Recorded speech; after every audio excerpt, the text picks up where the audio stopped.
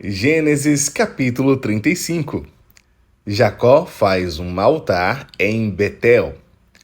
Deus disse a Jacó: levanta-se, vá para Betel e habite ali. Faça ali um altar ao Deus que lhe apareceu quando você fugia do seu irmão Esaú.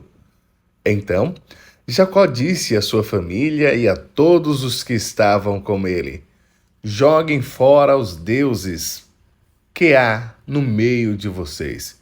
Purifiquem-se e troquem de roupa. Vamos nos preparar e ir para Betel. Farei ali um altar ao Deus que me respondeu no dia da minha angústia e me acompanhou no caminho por onde andei. Então deram a Jacó todos os deuses estranhos que tinham em mãos e as argolas que lhes pendiam nas orelhas. E Jacó os escondeu debaixo do carvalho que está junto a Siquém. E quando eles partiram, o terror de Deus invadiu as cidades vizinhas e não perseguiram os filhos de Jacó. Assim, Jacó chegou à luz chamada Betel, que fica na terra de Canaã, ele e todo o povo que estava com ele, e edificou ali um altar, e aquele lugar deu o nome de El-Betel, porque ali Deus havia se revelado a ele quando estava fugindo do seu irmão. Débora, a ama de Rebeca, morreu e foi sepultada ao pé de Betel, debaixo do carvalho que se chamava Alon-Bacute. Depois que Jacó havia retornado de Padarã, Deus lhe apareceu outra vez e o abençoou. Deus disse a ele: você se chama Jacó, mas o seu nome não será mais Jacó. O seu nome será Israel. E lhe deu o nome de Israel. Disse-lhe mais: eu sou o Deus Todo-Poderoso. Seja fecundo e multiplique-se uma nação, e multidão de nações sairão de você, e reis procederão de você. A terra que dei a Abraão e a Isaque darei também a você, e depois de você a sua descendência. E Deus retirou dele e foi embora. Elevando-se do lugar onde lhe havia falado, então Jacó pôs uma coluna de pedra no lugar onde Deus havia falado com ele e derramou uma libação e azeite sobre ela. Ao lugar onde Deus lhe havia falado, Jacó deu o nome de Betel. O nascimento de Benjamim e a morte de Raquel. Partiram de Betel e, havendo ainda pequena distância para chegar a Efrata, Raquel deu à luz a um filho num parto que foi muito difícil. Em meio às dores, a parteira disse a Raquel: não tenha medo, pois você ainda terá esse filho. Ao sair-lhe a alma porque morreu, deu ao filho o nome de Benoni. Mas seu pai lhe chamou Benjamim. Assim, Raquel morreu e foi sepultada no caminho de Efrata, que é Belém. Jacó levantou uma coluna sobre a sepultura de Raquel. Essa é a coluna de sepultura de Raquel até o dia de hoje. Então, Israel partiu e armou a sua tenda além da torre de Éder. Descendentes de Israel. E aconteceu que, habitando Israel naquela terra, Rubem foi e se deitou com Bila, concubina de seu pai. E Israel ficou sabendo disso. Então, eram 12 os filhos de Israel: Rubem, o primogênito de Jacó; Simeão, Levi, Judá, Issacar e Zebulon, filhos de Lia; José e Benjamim, filhos de Raquel; Dan, Naphtali, filhos de Bila, serva de Raquel; e Gade e Azer, filhos de Zilpa, serva de Lia. São estes os filhos de Jacó que lhes nasceram em Padarã. A morte de Isaque. Jacó veio a Isaque seu pai, a Menre, Criate Arba, que é Hebron, onde peregrinaram Abraão e Isaque. Os dias da vida de Isaque foram 180 anos, após uma longa velhice. Isaque expirou e morreu, sendo reunido ao seu povo. E Esaú e Jacó, seus filhos, o sepultaram. Gênesis capítulo 36. Descendentes de Esaú. São estes os descendentes de Esaú, que é Edom. Esaú tomou por mulheres entre as filhas de Canaã, Ada, filha de Elom, Eteu, filha de Aná, filho de Zibeão, Aveu, Bezamate, filha de Ismael, irmã de Nabaiote. De Ada teve Esaú um filho chamado Elifaz, e de Bezamate lhe nasceu Reuel. A Olibama nasceu Jeus, Jalaão e Corá. Estes são os filhos de Esaú, que eles nasceram na terra de Canaã. Esaú tomou as suas mulheres, os seus filhos, as suas filhas, todas as pessoas de sua casa, o seu rebanho, todo o seu gado, todos os bens, tudo o que havia adquirido na terra de Canaã, e os levou para outra terra, longe de seu irmão Jacó, porque os bens deles eram muitos para habitarem juntos, e a terra de suas peregrinações não os podiam sustentar por causa do seu gado. Então, Esaú, que é Edom, habitou no Monte Seir. Esta é a descendência de Esaú, pai dos Edomitas, no Monte Seir. São estes os nomes dos filhos de Esaú: Elifaz, filho de Ada, mulher de Esaú; Reuel, filho de Bazemate, mulher de Esaú. Os filhos de Elifaz foram Temã, Omar, Zefô, Gaetã e Kenaz. Timna era concubina de Elifaz, filho de Esaú. Ela deu à luz a Amaleque. Estes são os filhos de Ada, mulher de Esaú. E os filhos de Reuel são estes: Nate, Zerá, Samá e Mizá. Estes foram os filhos de Bazemate, mulher de Esaú. E são estes os filhos de Olibama, filha de Aná, filho de Zibeão, mulher de Esaú. Ela deu a Esaú Jeus, Zalaão e Corá. São estes os chefes dos filhos de Esaú, os filhos de Elifaz, o primogênito de Esaú, os chefes Temã, Omar, Zefô, Kenaz, Corá, Gaetã, Amaleque. Estes são os chefes que nasceram a Elifaz na terra de Edom. São os filhos de Ada. São estes os filhos de Reuel, filhos de Esaú, os chefes Naate, Zerá, Samá, Mizá. Estes são os chefes que nasceram a Reuel na terra de Edom. São os filhos de Bazemate, mulher de Esaú.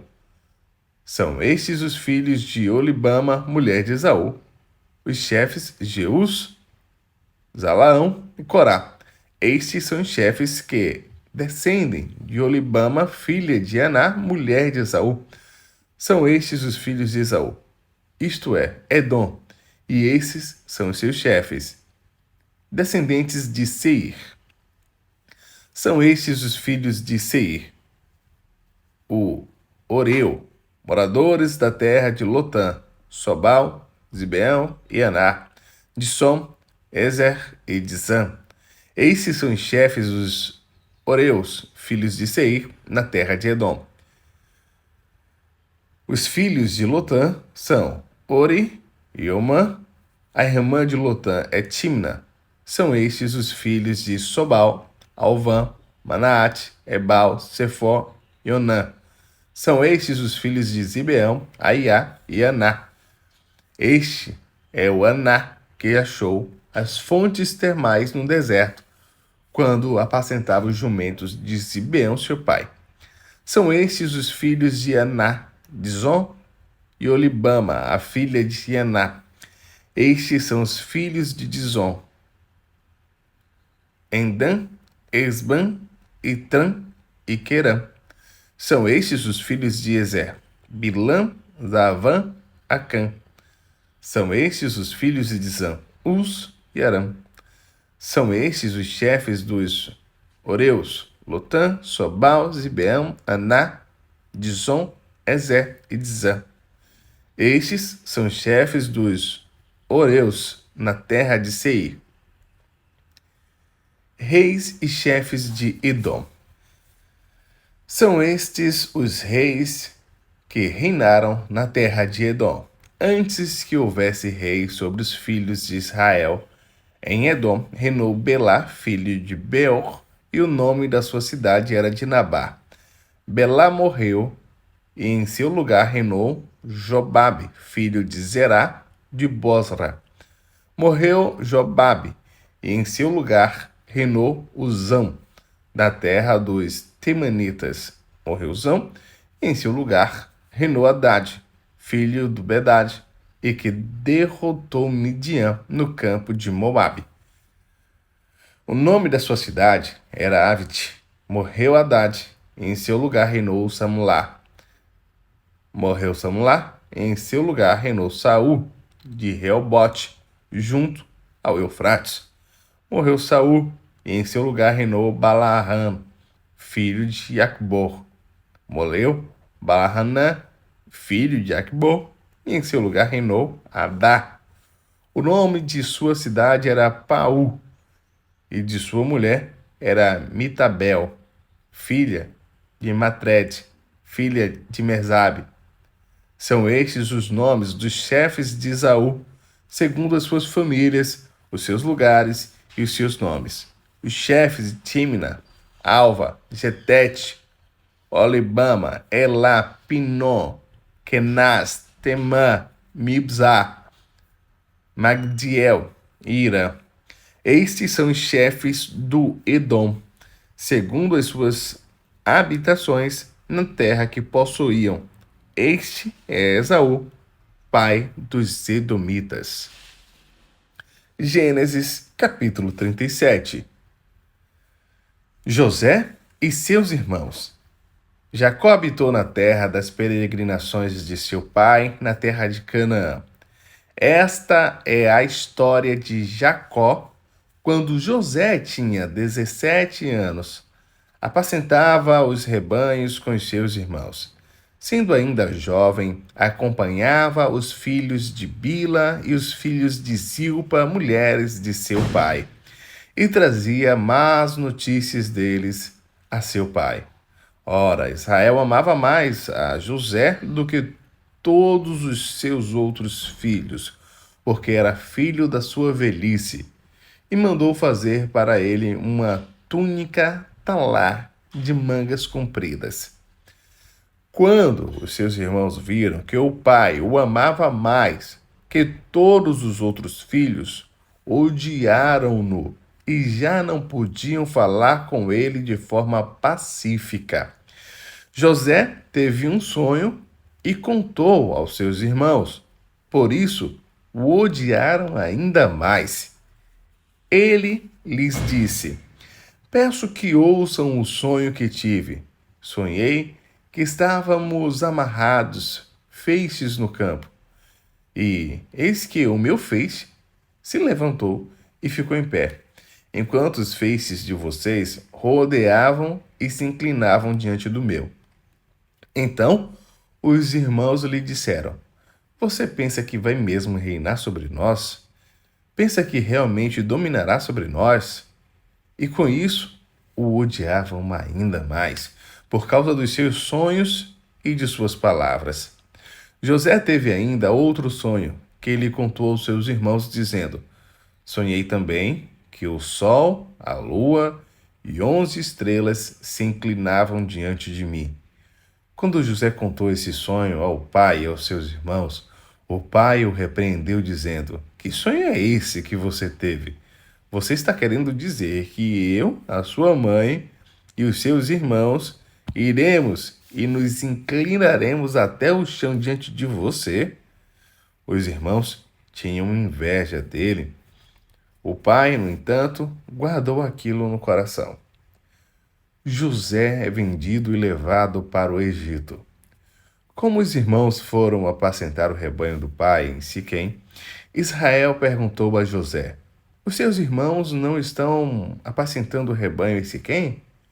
Venha, pois, vou mandar você até eles. José respondeu: Eis-me aqui. Israel continuou: Vá agora e veja se está tudo bem com os seus irmãos e com o rebanho, e traga-me notícias. Assim o enviou do vale de Hebrom, e ele foi a Siquém. E um homem encontrou José, que andava errante pelo campo, e lhe perguntou: O que você está procurando? E ele respondeu: Estou procurando os meus irmãos. Por favor, pode me dizer onde eles estão apacentando o rebanho? O homem respondeu: Foram embora daqui. Ouvi quando disseram: Vamos a Dotã. Então José seguiu atrás dos irmãos e os encontrou em Dotã. De longe eles o viram e, antes que chegasse, conspiraram contra ele para o matar. Disseram uns aos outros: Lá vem o grande sonhador. Venha, pois, agora, vamos matá-lo e jogar o corpo numa dessas cisternas. Diremos que um animal selvagem o devorou. Vejamos em que vão dar os sonhos dele. Mas Rubem, ouvindo isso, livrou-o das mãos deles e disse: Não lhe tiremos a vida. Rubem disse mais: Não derramem sangue. Joguem o rapaz naquela cisterna que está no deserto e não lhes façam mal. Rubem disse isto para o livrar deles, a fim de levá-lo de volta ao pai. Mas logo que José chegou a seus irmãos, despiram-no da túnica, a túnica talar de mangas compridas que trazia, e o jogaram na cisterna. A cisterna estava vazia, sem água. Depois sentaram-se para comer. Levantando os olhos, viram que uma caravana de ismaelitas vinha de Gileade. Seus camelos traziam especiarias, bálsamo e mirra, que levavam para o Egito. Então Judá disse aos irmãos: O que vamos ganhar se matarmos o nosso irmão e depois escondermos a sua morte? Venham, vamos vendê-lo aos ismaelitas. Não lhe façamos mal, pois é nosso irmão, é do nosso sangue. Seus irmãos concordaram, e quando os mercadores midianitas passaram, os irmãos de José o tiraram da cisterna e o venderam aos ismaelitas por 20 moedas de prata. E os ismaelitas levaram José para o Egito. Quando Rubem voltou à cisterna, eis que José não estava nela. Então rasgou as suas roupas e, voltando aos seus irmãos, disse: O rapaz não está mais lá. E agora, o que é que eu vou fazer? Então pegaram a túnica de José, mataram um bode e molharam a túnica no sangue. E enviaram a túnica de mangas compridas ao pai, com este recado: Achamos isto. Veja se é ou não a túnica de seu filho. Ele reconheceu e disse: É a túnica de meu filho. Um animal selvagem o devorou. Certamente José foi despedaçado. Então Jacó rasgou as suas roupas, vestiu-se de pano de saco e lamentou o filho durante muitos dias. Todos os seus filhos e todas as suas filhas vieram para o consolar. Ele, porém, recusou ser consolado e disse: Chorando, descerei à sepultura para junto do meu filho. E continuou a chorar pelo filho. Enquanto isso, no Egito, os midianitas venderam José a Potifar, oficial de Faraó, comandante da guarda. Gênesis capítulo 38. Judá e Tamar. Aconteceu por esse tempo que Judá se afastou de seus irmãos e se hospedou na casa de uma adulamita chamada Irã. Ali Judá viu a filha de um cananeu chamado Sua. Ele a tomou por mulher e teve relações com ela. A mulher ficou grávida e deu à luz a um filho. E Judá lhe deu o nome de Ela ficou grávida outra vez e deu à luz a um filho. a quem ela deu o nome de Onã. Mais uma vez ela ficou grávida e deu à luz a outro filho, ao quem ela chamou de Selá. Ela estava em Quisibe quando o teve. Judá tomou uma esposa para o seu primogênito. O nome dela era Tamar. No entanto, o primogênito de Judá, era mau aos olhos do Senhor. E por isso, o Senhor fez com que ele morresse. Então, Judá disse a Onã: tenha relações com a mulher do seu irmão, cumpra a obrigação de cunhado e dê uma descendência a seu irmão. Mas Onã sabia que o filho não seria considerado seu. Por isso, todas as vezes que tinha relações com a mulher de seu irmão, deixava o sêmen cair na terra, para não dar descendência a seu irmão. Isso, porém, que fazia era mal aos olhos do Senhor, e por isso fez com que também este morresse. Então, Judá disse a Tamar, sua nora: continue viúva na casa de seu pai até que Selá, meu filho, cresça. Pois Judá pensava assim: é para que não morra também este como os seus irmãos.